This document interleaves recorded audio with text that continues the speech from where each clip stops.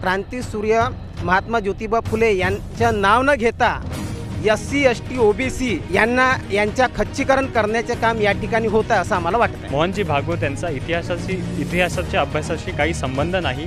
त्यांचा मूळ जो अभ्यास आहे हा वेटनरी म्हणजे पशुचिकित्सक इतकाच आहे, हे यातून लक्षात आलेलं आहे. महात्मा ज्योतिबा फुले आणि सावित्रीबाई फुले यांची इच्छाशक्ती समाज कल्याणाची होती आणि त्याचा विरोध जेव्हा सावित्रीबाई फुले हे शिक्षण शिकवायला शाळेत जात होते तेव्हा चिखलफेक करणारे लोक कोण होते.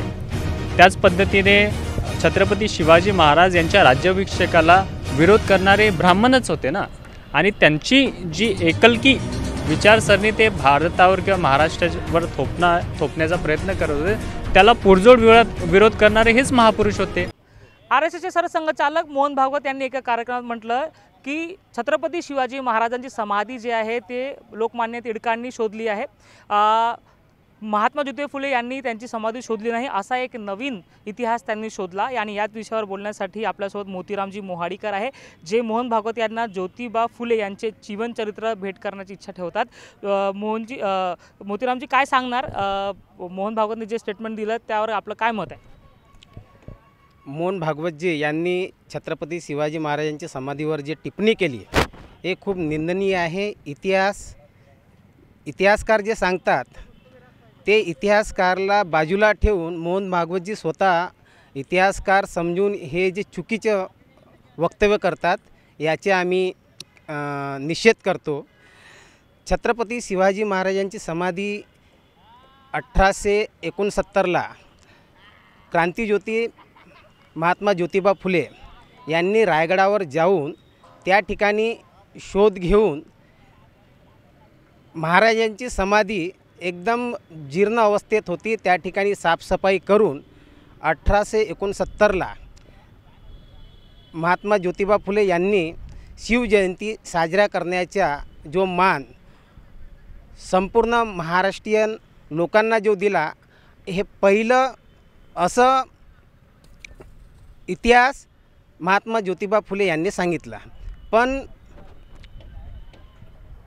मोहन भागवतजी यांनी जे चुकीचं वक्तव्य केलं की छत्रपती शिवाजी महाराजांची जी समाधी आहे ती बाळ गंगाधर टिळक यांनी शोधलं असं त्यांचं बोलणं आहे.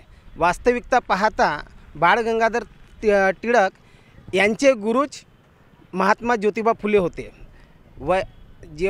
महात्मा ज्योतिबा फुले यांनी जेव्हा छत्रपती शिवाजी महाराजांची समाधीचा शोध काढला त्यावेळेस बाळ गंगाधर टिळक यांचा जन्म 1856ला होतं, मात्र ते 13 वर्षाचे होते.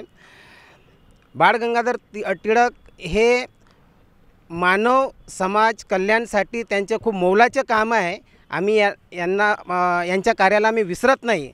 त्यांच्यामुळेच आज महाराष्ट्रामध्ये पूर्ण अख्खा भारतामध्ये गणपतीचे जे स्थापना होते हे त्यांच्याच कार्यामुळे घडलेले आहे.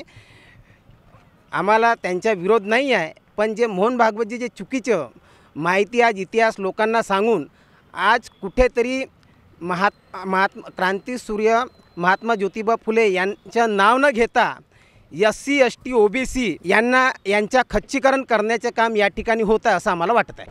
आपल्यासोबत आणखी काही लोक आहेत, त्यांची बोलूया. काय सांगणार, ज्योतिबा फुले यांचं पुस्तक आपल्या हातात आहे. मोहन भागवत म्हणतात की छत्रपती शिवाजी महाराजांची समाधी जी आहे ते लोकमान्य टिळकांनी शोधली आहे, एक वेगळा इतिहास ते देतात. काय आपलं मत आहे? मुळात कसं आहे, मोहन भागवत यांना आम्ही शास्त्राचे वेदाचे जाणकार आजपर्यंत समजत होतो. त्याच पद्धतीने इतिहासही त्यांना लक्षात असेल भारताचा किंवा महाराष्ट्राचा, हे आम्हाला कदाचित वाटत होतं. पण ज्या अर्थी त्यांनी हे स्टेटमेंट केलं की छत्रपती शिवाजी महाराज यांची रायगडावरील समाधी ही बाळ गंगाधर टिळक यांनी शोधून काढली आणि त्याचा जीर्णोद्धार केला, हे जे चुकीचं वक्तव्य ज्या अर्थी त्यांनी केलं, त्या दिवशी आम्हाला लक्षात आलं की मुळात मोहनजी भागवत यांचा इतिहासाच्या अभ्यासाशी काही संबंध नाही. त्यांचा मूळ जो अभ्यास आहे हा वेटनरी म्हणजे पशुचिकित्सक इतकाच आहे, हे यातून लक्षात आलेलं आहे. त्याच पद्धतीने महात्मा ज्योतिबा फुले यांचं जे महत्त्व कमी करण्याचं जे कृती ते घडवत आहे किंवा करत आहे हे अत्यंत निंदनीय आहे. त्यांना जी इतिहासाची पुस्तके आहे, आम्ही इतिहासामध्ये नेमकं काय आहे हे त्यांनी वाचावं, आपल्या ज्ञानात भर पडावा म्हणून घ्यावा म्हणून आम्ही त्यांना या पुस्तकासुद्धा भेट करू इच्छितो. काय सांगणार की महात्मा ज्योतिबा फुले आणि सावित्रीबाई फुले यांनी ज्या पद्धतीने संघर्ष केला आहे महिलांच्या शिक्षणासाठी असेल किंवा मग दलितांच्या शिक्षणासाठी उद्धारासाठी जे काही काम असेल, त्यावेळेसचे ब्राह्मणेतर जे आंदोलन होती ते उभारण्याचं काम असेल, सत्यशोधक समाज असेल, जे काही काम त्यांनी त्यावेळेस केलं आणि किंवा ब्राह्मणवादाच्या विरोधात होता.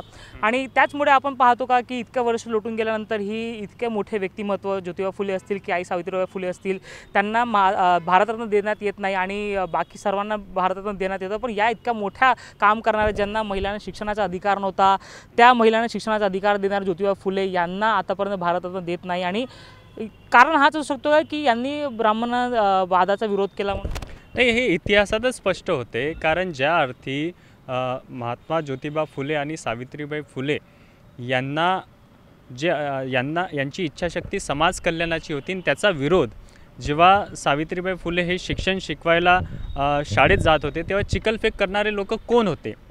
त्याच पद्धतीने छत्रपती शिवाजी महाराज यांच्या राज्याभिषेकाला विरोध करणारे ब्राह्मणच होते ना. आणि त्यांची जी एकलकी विचारसरणी ते भारतावर किंवा महाराष्ट्रावर थोपण्याचा प्रयत्न करत होते, त्याला पुरजोड विरोध करणारे हेच महापुरुष होते. म्हणूनच त्याचं एक स्पष्ट कारण हे आहे की महापुरुषांचे जे विचार आहे, जे मानव कल्याणासाठी आहे, इथल्या तळागाळात वंचित शोषित समाजाच्या मागासवर्गीय समाजाच्या उत्थानाचे आहे, हे विचार कुठेतरी ब्राह्मणी व्यवस्था किंवा असल्या संस्थांना किंवा मोहन भागवत यांच्या विचारसरणीच्या त्यांच्या सहकाऱ्यांना पटत नाही. म्हणून त्यांची आज सत्ता आहे पूर्ण भारतावर. यांना महत्त्व द्यायचं नाही, म्हणूनच ते इतिहासामध्ये बदल करून आपला धोरण राबवण्याचा प्रयत्न करत आहे. पुस्तक भेट देण्याचं नेमकं कारण काय? मुळात पुस्तक हे भेट देण्याचं कारण याच्यासाठी आहे की आम्ही संविधानप्रेमी लोक आहे, संविधानाच्या म्हणजे मानणारे लोक आहे. त्यांना विचारात भर घालण्याकरता शिक्षण अतिशय महत्त्वाचं आहे. त्यांच्या आजूबाजूला जे लोक आहे, होऊ शकते ते हिंदू मुस्लिम वाद लावण्यामध्ये उफाळण्यामध्ये खूप व्यस्त आहे, म्हणून चुकीची माहिती होऊ शकते मोहन भागवत साहेब यांना देत आहे. म्हणून आम्ही भारतीय नागरिक म्हणून, एक देशभक्त म्हणून खरा इतिहास महापुरुषांचा मोहन भागवत यांना कळावा म्हणून हे पुस्तक त्यांना आम्ही भेट देतो आहे.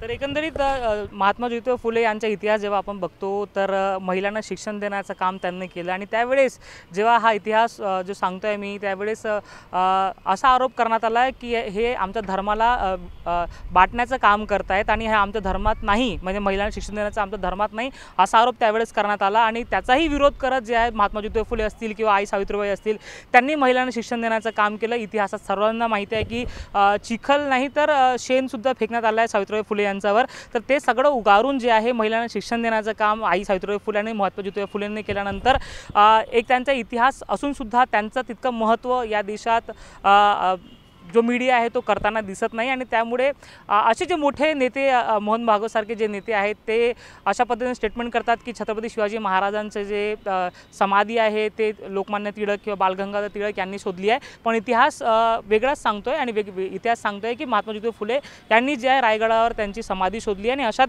जो विरोध आणि एका प्रकारे एक नवीन इतिहास मोहन भागवतजी सांगतात त्याचा विरोध करताना आपल्याला काही लोक दिसत आहेत. आणि त्यांना महात्मा ज्योतिबा फुले यांचे जीवनचरित्र भेट देऊन इतिहास वाचन करा अशी जी आहे त्यांना नम्र विनंती इथे करताना दिसत आहे. आपण पाहतो नागपूर समाचार 24. नमस्कार.